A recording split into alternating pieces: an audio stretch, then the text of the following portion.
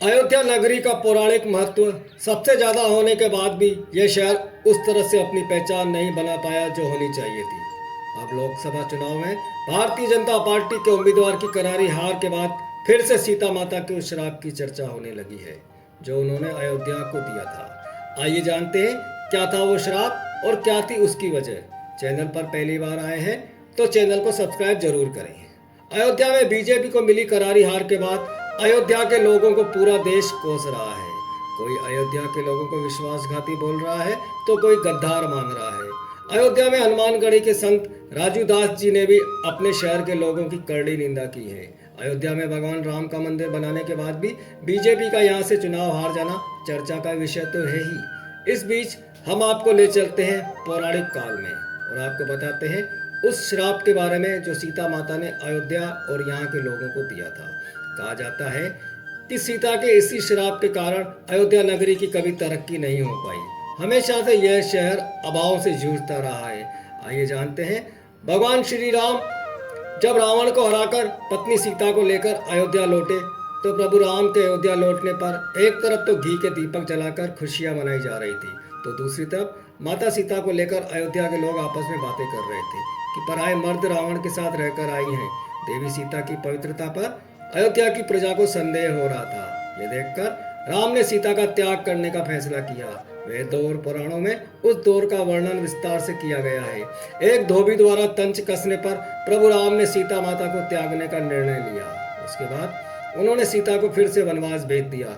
जब देवी सीता को अयोध्या के लोगों की इस हरकत का पता चला तो वो क्रोध से भर गई और उन्होंने ये श्राप दे दिया कि जिस प्रकार अपने पति से दूर रहकर वह वनवास में खुश नहीं रह पाएंगी उसी प्रकार अयोध्या के लोग भी सदैव दुखी रहेंगे। अयोध्या सदैव उजड़ी रहेगी और यहाँ के लोग सदैव दरिद्र रहेंगे।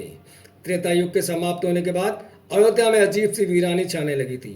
चारों तरफ सन्नाटा छाने लगा था। वहां हमले होने लगे थे, मंदिर टूटने लगे थे। भगवान राम की जन्मस्थली होने के बाद भी अयोध्या को वह पहचान नहीं मिल रही थी जो मिलनी चाहिए थी। अयोध्या की दुर्दशा को लोग सीता के श्राप से जोड़कर देखते हैं। कहते हैं कि सीता के श्राप का ही प्रभाव था कि महाभारत युद्ध में रघुवंश के आखिरी राजा प्रभु राम के आखिरी वंशज राजा वृद्धबल की मृत्यु अभिमन्यु के हाथों हो गई। उसके बाद अयोध्या नगरी हमेशा वीरान ही रही।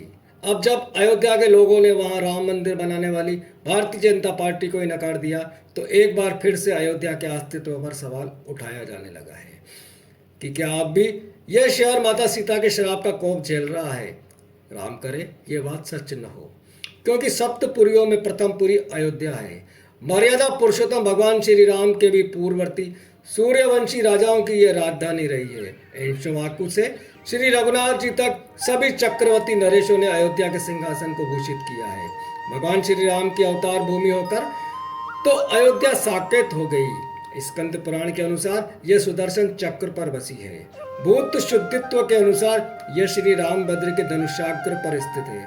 अयोध्या शब्द का निर्वचन करता हुआ स्कंद पुराण कहता है अकार ब्रह्मा है, यह कार विष्णु है तथा ध कार रुद्र का स्वरूप है। अतएव अयोध्या ब्रह्मा श्री विष्णु तथा भगवान शंकर इन तीनों को समन्वित रूप है।